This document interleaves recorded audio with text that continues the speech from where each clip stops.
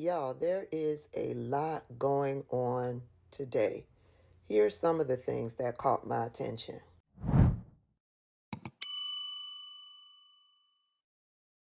Yesterday, we talked about John Fetterman. And today, John Fetterman has been admitted to the hospital. He was out exercising and fell on his face. I don't know how it happened. I don't know why it happened. But let's watch the news clip. Yeah, John Fetterman's spokesperson putting out a statement just in the last few minutes. I'll read to some of it here, that he had a fall this morning. So, quote, during an early morning walk, Senator Fetterman sustained a near fall at his home in Braddock. Out of an abundance of caution, he was transported to a hospital in Pittsburgh. Upon that evaluation, it was established that he had a ventricular fibrillation flare-up that led to the senator feeling lightheaded, falling to the ground, and hitting his face with minor injuries.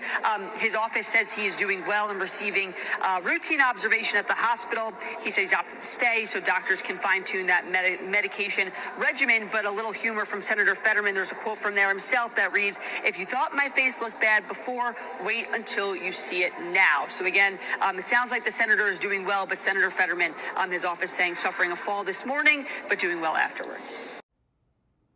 Did she say a ventricular fibrillation? I think that's what she said. The way they are delivering this news is as if that was nothing.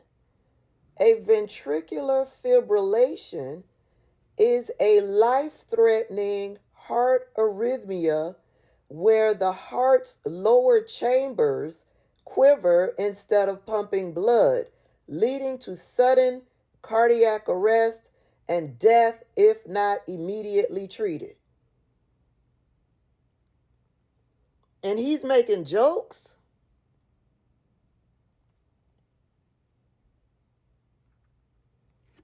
There's more. The right is grasping at straws.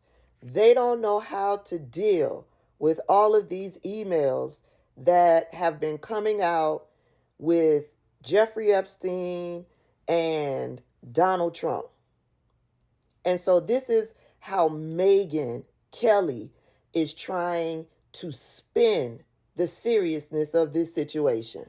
As for Epstein, I've said this before, but just as a reminder, I do know somebody very, very close to this case who is in a position to know virtually everything. Not everything, but virtually everything.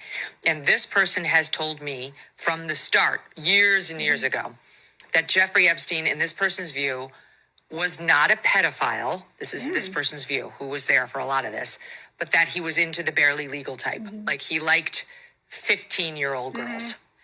And I realize this is disgusting. I'm definitely not trying to make an excuse for this. I'm just giving you facts. That he wasn't into like 8-year-olds, but he liked the very young teen types that could pass for even younger than they were, but would look legal to a passerby.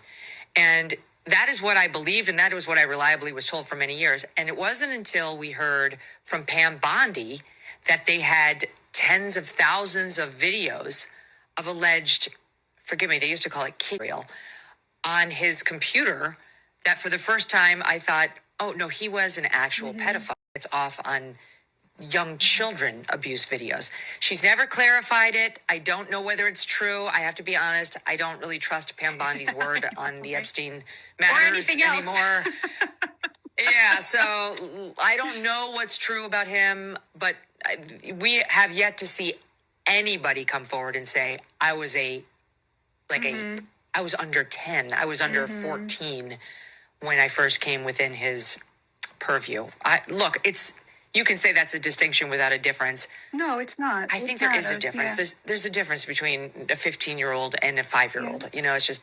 Somebody let Megyn Kelly know that according to the law, whether you're 8 or 15, for a grown man to be having relations with an 8-year-old or a 15-year-old, it's against the law.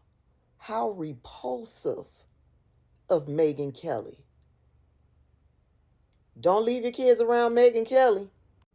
I'm still coming across new emails that have been dumped out there on social media.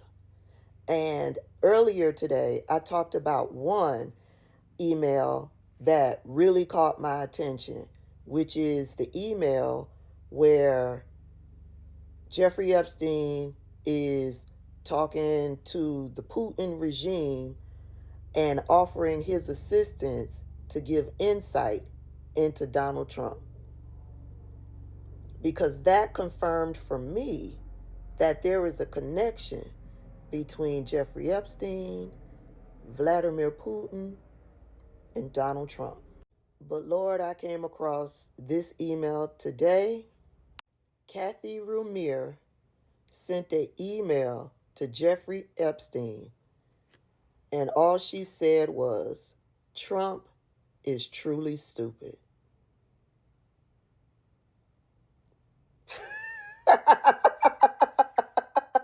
And remember, a few days ago, I came in and broke down to you all how there was this civil war happening over in MAGA, right? I broke down the characters, told you who said what, da-da. If you're on TikTok, you have to go over to the YT to watch that video. Well, Nick Fuentes, he's still going. He's still going. This is not MAGA. There is nothing MAGA about any of this. This is not America first. None of this is putting Americans first. Every promise has been broken. There are no real victories. Trump has not delivered. It has been one disappointment after another, and that is because of corruption. That is because the Trump regime, just like every other regime, has been corrupted by money.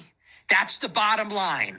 You have been disappointed. You fell for it again. You believed them when they made a promise, which they never intended to keep. They said things to you to get your vote, knowing full well that once they got it, they were going to work for the donors. That's who pays for the cabinet appointments and the ambassadorships. That's who captures the bureaucracy. And that is why the system is sclerotic. That is why the system is slow and broken and unanswerable to the people and not even thinking about the people. And you're almost better off with Biden than with this. This is just like criminal stuff. Hey, what can I say? He's telling the truth. We were much better off with Biden, and we would have been much better off with Kamala. Yeah, let them fight. Let them fight. Let them get it out of their system. Shout out to Reese Waters.